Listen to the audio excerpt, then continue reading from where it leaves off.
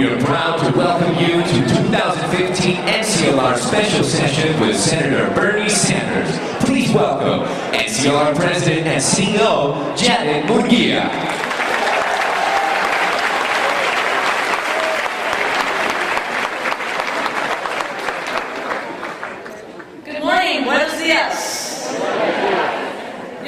Today is an important day for the Latino community. Today, we welcome 3 major candidates for president, a first for the National Council of La Raza Conference. So we're very excited.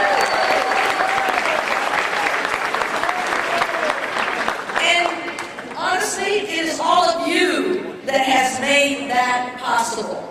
As our community has grown exponentially, so has our voice.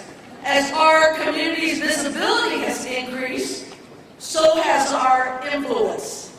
It is vital we keep this up and become the force that we can and should be in the 2016 election and beyond. Our mantra must continue to be nationalize, register, and vote. Our community's future depends on it. It is now my privilege to introduce someone who has landed on the national political stage in recent weeks. Senator Bernie Sanders is certainly not new to politics, having served as both a U.S. representative and U.S. senator from the great state of Vermont since 1990. But since he has announced his candidacy for president in April of this year, his message of greater economic opportunity for everyone has clearly resonated with many Americans and with Latinos. He is a fierce advocate for the American middle class and for a renewed focus on helping the middle class fully recover from the economic crisis of the past decade. He wants to put more Americans back to work, especially our young people. He has advocated for an increase in the minimum wage and greater overtime policy protections. And he has been a powerful voice calling for our country to address growing income and wealth inequality. This is particularly important for Latinos who are very hard hit by the housing crisis, and there are estimates that on average, Latinos lost 66% of their wealth as a result of that downturn. He is also a proponent of health care for all and making higher education more affordable for all who wish to go to college. What you may not know about Senator Sanders, though, is his own history with the immigrant experience in this country. A native of Brooklyn, Sanders is a son and the son of immigrants.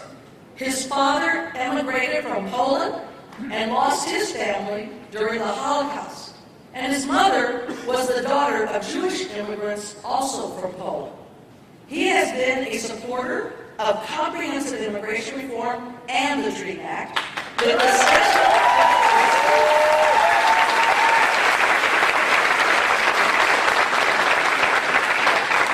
a special emphasis on providing legal protections to guest workers. He has also worked to help raise wages and improve working conditions for immigrant workers, including in the state of Florida. And he's very proud of his 100% voting record from the National Hispanic Leadership Agenda. I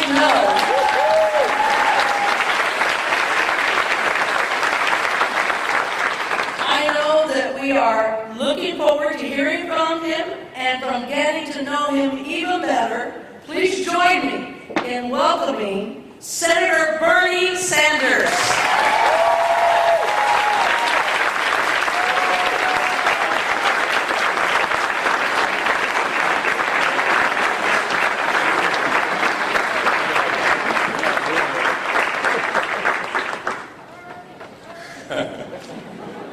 Well, let me thank Janet for that very generous introduction, except that she gave my whole speech, so I don't know what's not for me. Thank you, Janet. But also let me thank the NCLR for allowing me to be with you this morning, and let me, and my wife Jane joins me in thanking all of you for the enormously important work that you and your organization are doing. Thanks so much for all that you do. These are tough times for our country, and it is absolutely essential that we involve more people in the political process, that we provide a voice for those people who have no voice, for those people who are in the shadows, and that we engage in serious debate on serious issues. And that is exactly what the Raza has been doing and will do, and I thank you very much for that.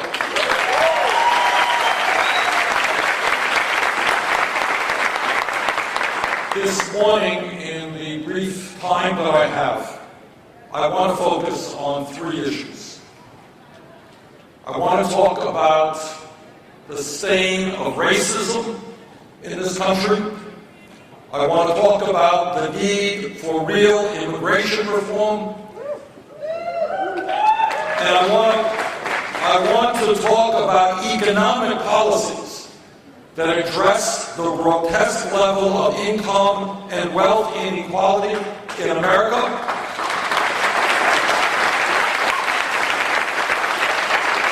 And the need to create an economy that works for all of us and not just a handful of billionaires.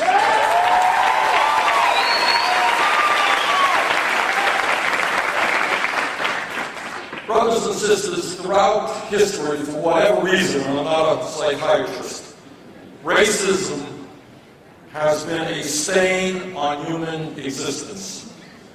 As Janet mentioned, I lost many members of my family in Europe to Hitler.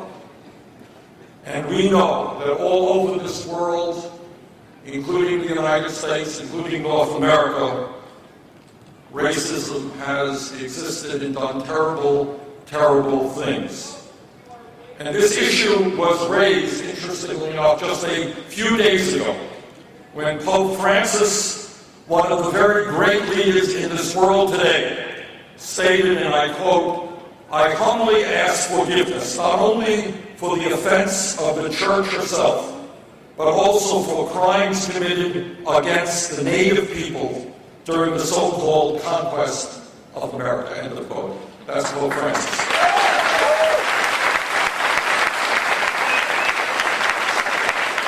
Racism has plagued the United States since its inception.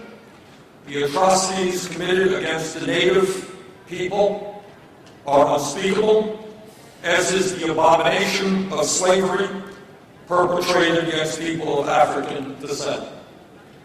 Millions of people died as a result of that racism and that exploitation of one group of people thinking they are superior to another group of people because of differences of color or of language or of customs.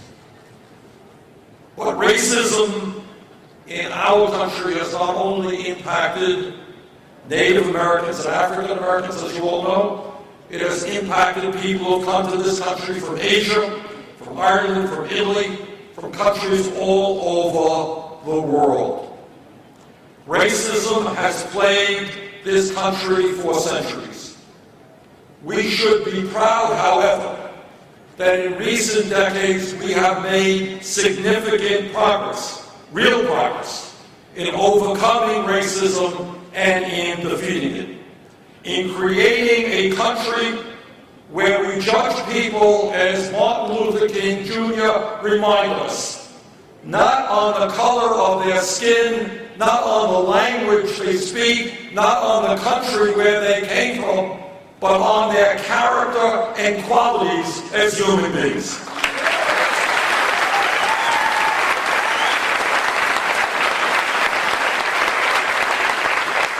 We are making progress in this country, and there will be no turning back. And let me be very clear in stating that no one, not Donald Trump, not anyone else, will be successful in dividing us based on race or our country of origin.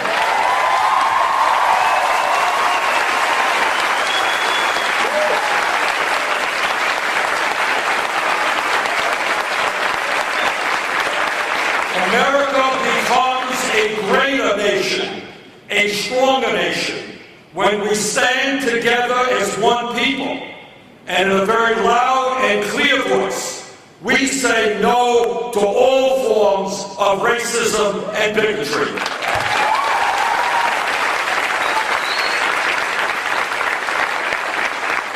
As Janet mentioned, I know something about immigration because my dad came to this country from Poland at the age of 17 without a nickel in his pocket, without much of an education, and without knowing the English language. Like immigrants before and since, he worked hard to give his family a better life here in the United States. He never made much money. We lived in a 3.5-room rent-controlled apartment in Brooklyn, New York. But he worked hard, my mom worked hard, and they were able to create a situation where their 2 kids went to college.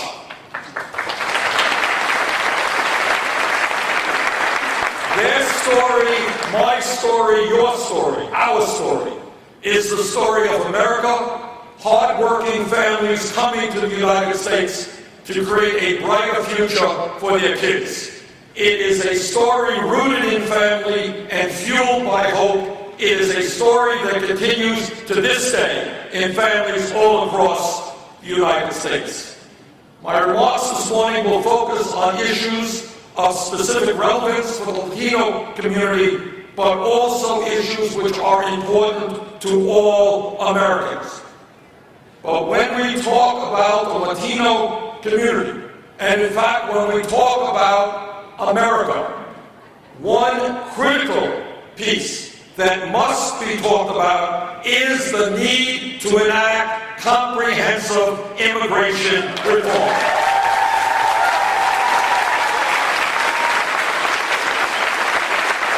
Today we have 11 million people in this country who are undocumented, 99% of whom came to this country to improve their lives, to escape oppression, to flee desperate poverty and violence. Let us be frank. Today's undocumented workers play an extraordinarily important role in our economy. Without these folks, it is likely that our agricultural system would collapse.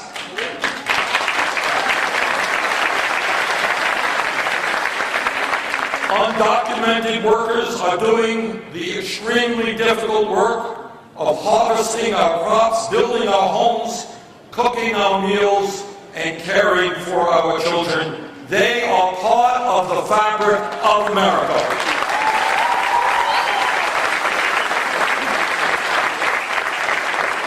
Let me very briefly tell you my experience, one of my experiences with undocumented workers.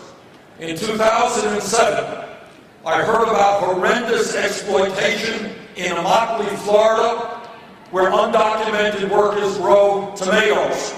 And on the day that I arrived in Immokalee, Florida, amazingly enough, the U.S. attorney there was indicting some people on slavery, people being held in slavery, forced to work against their will. I saw the conditions of workers working horrendously long hours and very low wages. Very bad working conditions, awful housing. And I'm happy to say that with people working together, we made some progress. Today, workers there get better wages, better working conditions, and better housing.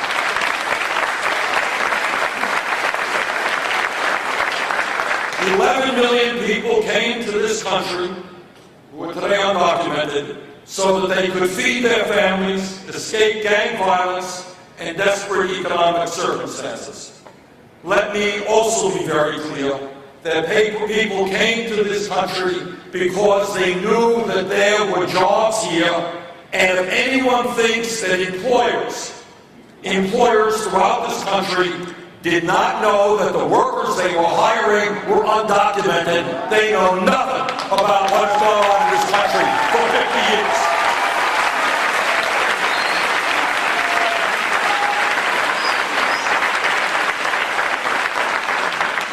So where do we go from here?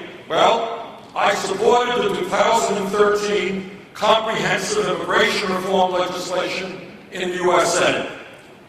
While a complicated piece of comprehensive legislation like this can always be improved and should be improved, I believe there should be a responsible path to citizenship so individuals can come out of the shadows, people can walk the streets with safety, people can hold their heads high.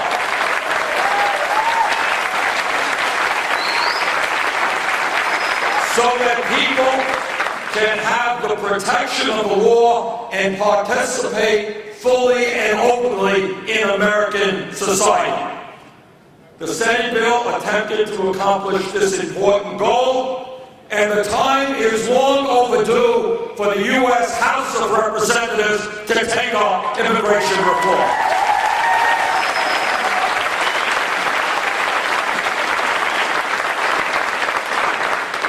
The Senate bill contained the provisions of the DREAM Act, which I strongly support and which would offer the opportunity of permanent residency and eventual citizenship to young people who are brought to the United States as children.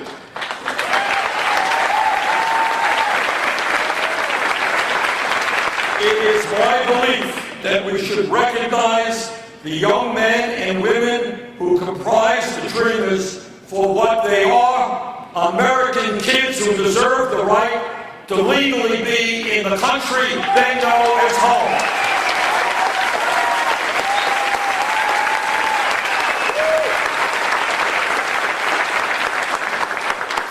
This is not to say that I do not have significant criticisms of this long and complicated bill. I believe the pathway to citizenship was unnecessarily linked to border security treaties, measures that many believe were put in place so that the path to citizenship would be delayed or even denied for the millions of undocumented individuals here, and I want to change those provisions.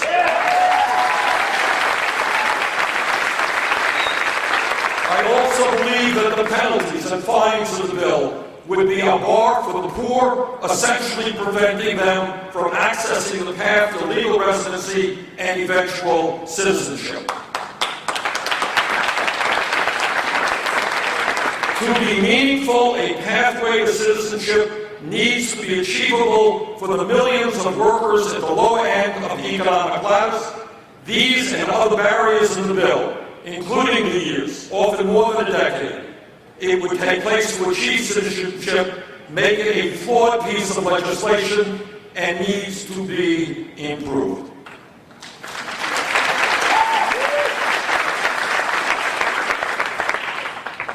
Until we can pass comprehensive immigration reform, we must be aggressive in pursuing policies that are humane and sensible and that keep families together. This includes taking measures that are currently available, including using the presidential power of executive order when it is appropriate. While the Senate passed the DREAM Act in its immigration bill, and while the House has not acted, I think President Obama did exactly the right thing through his executive order for deferred action for childhood arrivals, DACA. DACA was a good first step, but should be expanded. Deferred action should include the parents of citizens, parents of legal permanent residents, and the parents of Dreamers.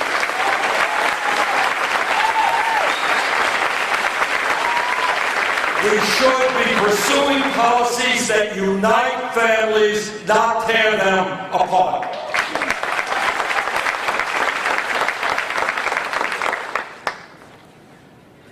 Let me now touch on a broader issue which impacts all Americans, but especially lower-income people, whether Latino, African-American, white, Native American, Asian, or whatever. And here is the reality. The reality is that for the last 40 years, the great middle class of this country has been disappearing. has accelerated since the Wall Street crash of 2008. And while millions of Americans are working longer hours for lower wages, there is another reality that we have got to put on the table. And that is that almost all of the new wealth and income being created in America today in the last many years has gone to the top 1%. And that's wrong. It is not acceptable that we have today the highest rate of income and wealth inequality at a time when millions of Americans work longer hours for lower wages, and we have the highest rate of childhood poverty of any major country on earth. It is not acceptable that youth unemployment in this country has reached tragic proportions. The Economic Policy Institute recently told us that if you look at young people from 17 to 20 who are either unemployed or working part-time when they want to work full-time or are given up looking for work, for white kids, that number is 33%. For Hispanic kids, it is 36%. For African American kids, it is 51%. That is unacceptable. And maybe, just maybe, instead of building more jails and locking up more people,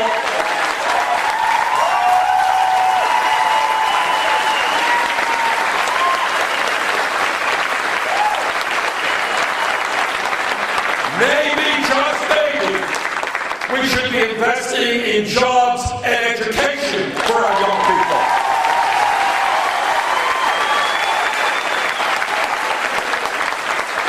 I want America to be known as the country with the best educated population in the world, not the country with more people in jail than any other country.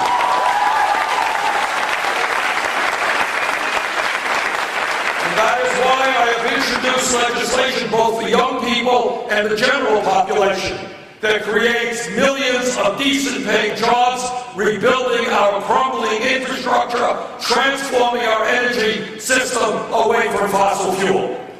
But when we talk about the problems of America, it is not only jobs, it is income.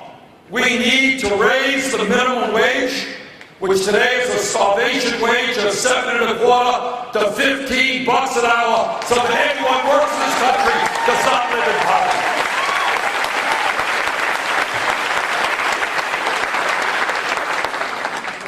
When you talk about the future of America, we talk about the need to compete in a highly competitive global economy. And if we are going to compete effectively, we need the best educated workforce in the world. And today in America, we have the shameful situation of hundreds of thousands of bright, qualified young people who want to go to college, but who can't go to college because their families do not have enough money. That is grossly unfair to those young people, and it is grossly unfair and dumb for the future of the American economy. And that is why I have introduced legislation which would make public colleges and public universities tuition free.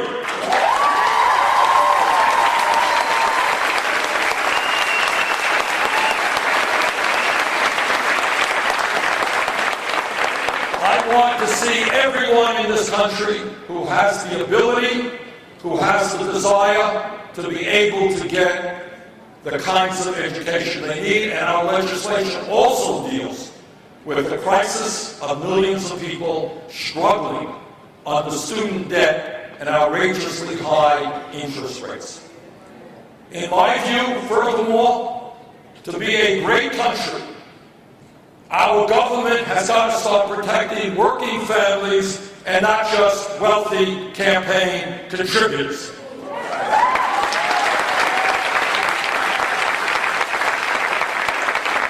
And that means policies which end voter suppression. politicians who are simply cowardly and are unafraid to face the people because they know their ideas do not represent the majority, and the only way they win is by creating situations to make it difficult for people to vote. I want to see us have the highest voter turnout in the world. I want to see us make it easier for people to vote, not harder for people to vote.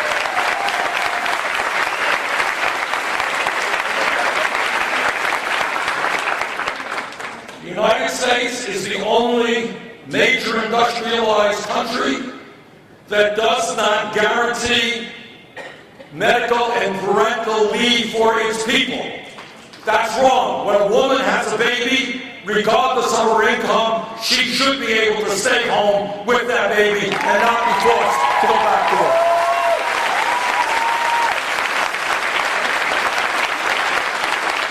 We need to overturn this disastrous Citizens United Supreme Court decision, which allows billionaires to buy elections. Brothers and sisters, we need to create a healthcare system in this world, in this country. And I'm a strong supporter. I voted for the Affordable Care Act, but it doesn't go far enough. Every other major industrialized country guarantees healthcare to all of its people as a right, and so should we in the United States of America.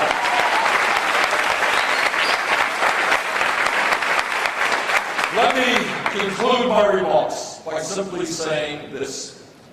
We are, in America today, the wealthiest country in the history of the world. But most people don't know that because almost all of the wealth rests in the hands of the few. So what I would like you to do is to think big, not small. Think of a nation in which every working parent has quality and affordable child care. Think of a nation, the wealthiest nation in the history of the world, where every person, regardless of income, can get all of the education that they need. Think of a nation not where youth unemployment is over 30%, but where all of our kids are either in school or getting good job training or have quality jobs.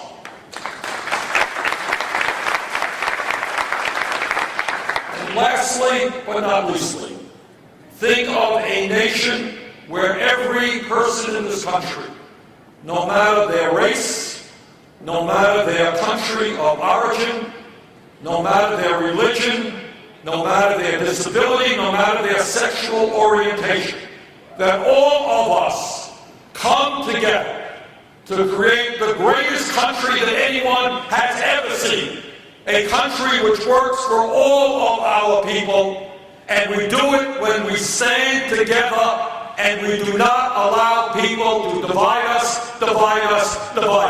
Thank you all very much.